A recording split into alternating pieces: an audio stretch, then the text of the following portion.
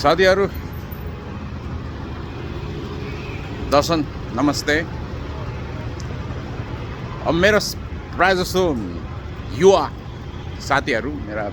Friends and फलोवर्सहरू I can notice that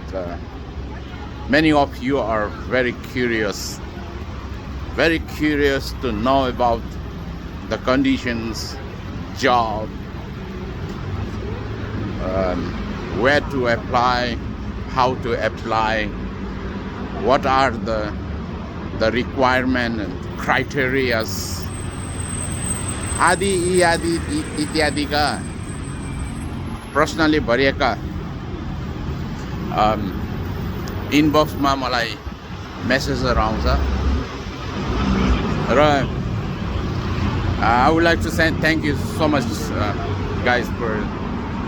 asking me the questions of हैन अब कसरी कहाँ भन्ने कुराहरू र यसो यहाँहरूको मेसेजहरूलाई रिभ्यू गरेर पढ्दा मैले के जानकारी पाएँ भने honestly saying भाइहरू अब यङ युवाहरू म एजेन्ट होइन म कसैलाई न त जागिर मिलाइदिन्छु भन्ने एजेन्ट हो र न त म कसैको निम्ति भिसा निकालिदिन्छु भन्ने एजेन्ट हो न त हुन्छ नि अब भगामभुसी के अरे वाचा बन्धन गरेर होइन मेरो नेपालमा फलानु छ उसको एकाउन्टमा यति हालिदेऊ तिम्रो भिसाको प्रोसेस म यहाँबाट गर्छु भनेर नि दले पनि होइन फेरि excuse me for using this word है दले आफैमा पनि क्याटेगोराइज हुँदो रहेछ क्या दलेहरूको नि A1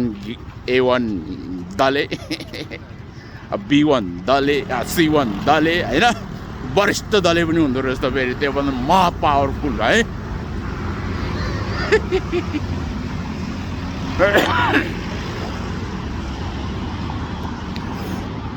साथीभाइ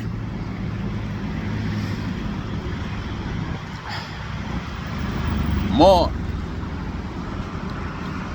पनि यहाँ कुनै दले मार्फत आएको होइन र यो ठाउँमा मेरो आफन्त भनेको कोही थिएन। मैले सुरुदेखिका मेरा भिडियोहरूमा भन्दै आएको छु कि म भनेको एउटा भुइँ मान्छे पहाड कुना कन्दाराबाट टिमुर बटोलेर काठमाडौँमा टिमुर बेच्दा कसरी यहाँ आइपुग्यो भन्ने भगवान् जाने। यस मेरो यहाँ कोही छैन। अब हुन्छ नि कसैको त भेना अरे, कसैको मामा अरे, कसैको अङ्कल रे, कसैको भतिज रे, कसैको भान्जा रे होइन, कसैको बाजे रे, कसैको ससुरो रे, कसैको यहाँ रे उहाँ रे तँ रे, आफ्नो त कोई नहीं, अपने तो आगे पीछे है कोई ऊपर नीचे रोने वाला भने जस्तो गाना यहाँ यार क्या छैन मेरो कोही पनि छैन र हुन्छ नि अब कन्जोसम यहाँसम्म ल्याइदिनु भयो जागिर खाइकै छ केटा हो होइन बिना कसैको दया र कसैको मायामा होइन बिना कसैको कृपामा बिना कसैको चाप्लुसीमा बिना कसैको केरामा तेला दासिङमा होइन बिना कसैको नातावाद कृपावाद फकिङ नेपोटिजम होइन बिना कसैलाई दर्शन सलाम होइन 8 घन्टाको दर्शन गर्ने तैँले दर्शन मैले तँलाई दर्शन गर्न हुने तैँले मलाई दर्शन गर्न नहुने हु त हेल आर यु है आफ्टर अल तिमी हामी सबै दार्गको नोकर हो नि होइन पोजिसन र स्यालेरीको कुरा नगर बाबु त्यस्ता जब पैसा भन्ने कुरो कुकुरलाई देऊ त पैसा सुँग्दैन त्यसले बरु कुहिएको हड्डी देऊ सुँग्छ पैसाको भ्यालुै छैन नि कागज खोसाको टुक्रोको तिमी त्यत्रो तेरो घमन गरेर बस्ने आगोले जलेर जाने त्यसैले साथीभाइ तपाईँले जे आकाङ्क्षा के अरे क्युरियोसिटी देखाउनु भएको छ होइन यहाँ कसरी आउने के कुन मार्फत आउने के हो भन्ने कुराहरू वास्तवमा मैले जानेको कुरा त मैले भन्दै नि अनेस्टली विदाउट द होइन without pretending guys I will tell you what I know है